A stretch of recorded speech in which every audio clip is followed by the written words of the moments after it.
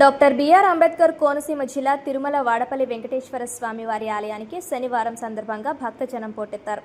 ఈ సందర్భంగా ఆలయ డిప్యూటీ కమిషనర్ నల్లం చక్రధరరావు మాట్లాడుతూ భక్తులు వేకుజామునే వచ్చి గోదావరి స్నానం చేసి మొక్కులు చెల్లించుకొని స్వామివారి దర్శనం చేసుకున్నారన్నారు. ఉచిత అన్నదానం ఏర్పాటు చేయడం జరిగిందన్నారు. అంతేకాకుండా చిన్నపిల్లలకు, వికలాంగులకు ప్రత్యేక స్లాట్ల ద్వారా దర్శనానికి ఏర్పాటు చేసినట్లు తెలిపారు. చిన్నపిల్లలకు ఉచితంగా బిస్కెట్లు పంపిణీ, క్యూ లైన్ లో వేచి ఉన్న భక్తులకు మంచినీరు సదుపాయం కల్పించినట్లు తెలిపారు. సుమారుగా 1,00,000 మంది వరకు భక్తులు ఈ రోజు స్వామివారిని దర్శించుకున్నారని, వారికి ఎటువంటి అసౌకర్యాలు కలగకుండా తగు చర్యలు తీసుకున్నట్లు తెలిపారు.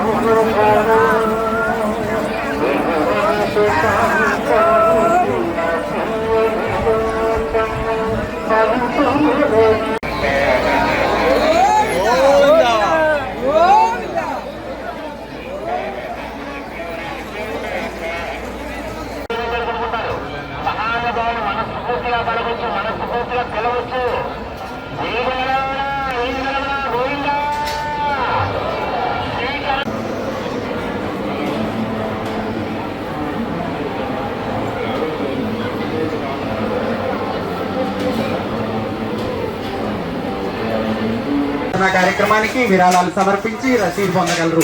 ఓం నమో వెంకటేశాయ. 3 కౌంటర్లు ఏర్పాటు చేశారండి. మారణం కోసం వెనక్కి రావద్దు. ఆ చివరి కౌంటర్లో రైసు, సాంబారు, పెరుగు ఒకే చోట ఏర్పాటు కూడా మళ్ళీ వెనక్కి రావద్దు. భక్తులు గమనించాలి, సహకరించాలి.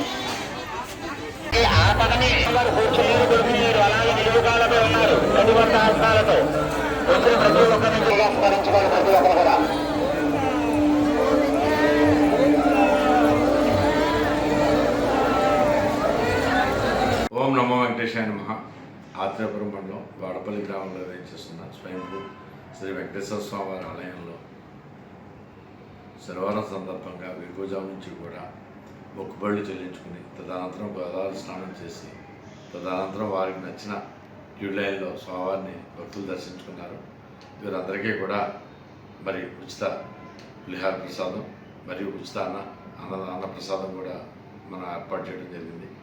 ఇదే కాకుండా చంటిపిల్లలకి, వికలాంగులకి కూడా ప్రత్యేకమైన స్లాట్లు ఇవ్వడం జరిగింది. పసిపిల్లలందరికీ కూడా పాలు, బిస్కెట్లు ఇవ్వడం జరుగుతుంది. మరి వచ్చిన భక్తులందరికీ కూడా సేవకుల ద్వారా మంచినీటి సదుపాయం కూడా చల్లటి మంచినీళ్ళు ఏర్పాటు చేయడం జరుగుతుంది.